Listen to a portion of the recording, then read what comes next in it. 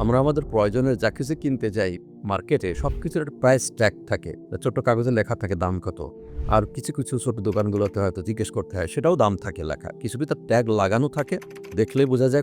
আর কিছু হচ্ছে জিজ্ঞেস করতে হয়। তার মানে প্রত্যেকেরই একটা প্রাইস ট্যাগ আছে। শুধু ট্যাগ নাই একটারই, সেটা হচ্ছে আমাদের নিজেদের। আমাদের কিন্তু কোনো ট্যাগ নাই। আমাদের দাম কত? ক্যামেরার পিছনে যিনি বসে আছেন তার দাম কত? আমরা ট্যাগ লিখি অথবা না লিখি, আমরা দাম ফিক্স করেছি? না, ফিক্স করি নাই। কারণ দাম ফিক্স করতে গেলে আমি বা আমাদের যে অন্তর্নিহিত যে ভ্যালু আছে, সেই ভ্যালুটার উপর ডিপেন্ড করেই প্রাইসটা সেট করা হয়। একটা China phone, local phone, iPhone, এই ৩ টা ফোন নিয়ে যদি আমরা কথা বলি, বা স্যামসাং, এগুলো নিয়ে কথা বলি, প্রত্যেকটা ফোনের বা আইফোনেরই বিভিন্ন ভার্সন যখন আসবে তখন প্রাইস ট্যাগে যে চেঞ্জ হয়, তার কারণ ভিতরে ভ্যালু এডিশন করা থাকে বা ইউএসপি থাকে। তা আমার মধ্যে আপনার মধ্যে আসলে আলাদাটা কি? ইউএসপি কি? বিশেষত্ব কি? যে কারণে এটার দাম দিতে হবে এত। সেই প্রাইস ট্যাগটা আমরা ক্লেম করতে পারি যে আমার প্রাইস এত। নাই। আমার মনে হয় জাগতিক জীবন শুধু না, পরকালীন জীবনের জন্য প্রাইস ট্যাগ থাকা দরকার।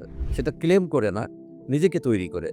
জান্নাতুল ফেরদৌসের কথা আমরা বারবার বলি। তো জান্নাতুল ফেরদৌস যদি আমরা পেতে চাই, সেক্ষেত্রে আমাদেরকে জান্নাতুল ফেরদৌসের মতো একটা প্রাইস ট্যাগ লাগাতে হবে, নিজেকে সেরকম তৈরি করতে হবে। As is admonished by the prophet সাল্লাল্লাহু আলাইহি ওয়াসাল্লাম and as is narrated by আল্লাহ সুবহানাহু ওয়া তাআলা ইন দ্য হোলি কোরআন। নিজের ভিতরের ইউনিক কোয়ালিটিটা খুঁজে বের করেন অ্যান্ড দেন যে কোন কোয়ালিটিটা সমাজে সবচেয়ে বেশি দরকার এবং আনকমন আছে, সেইটা আমি ইনস্টল করব নিজের মধ্যে, নিজেকে তৈরি করব এবং আমি একটা প্রাইস ট্যাগ লাগাবো, দিস ইজ মাই প্রাইস।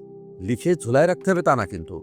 মানুষের গায়ে তো নিশ্চয়ই ঝুলায় রাখা যাবে না আমার দাম এত। এটা হচ্ছে একটা রূপক কথা যে দিস ইজ মাই ভ্যালু। আমরা আমাদের ভ্যালু জানি না, let us create hour value.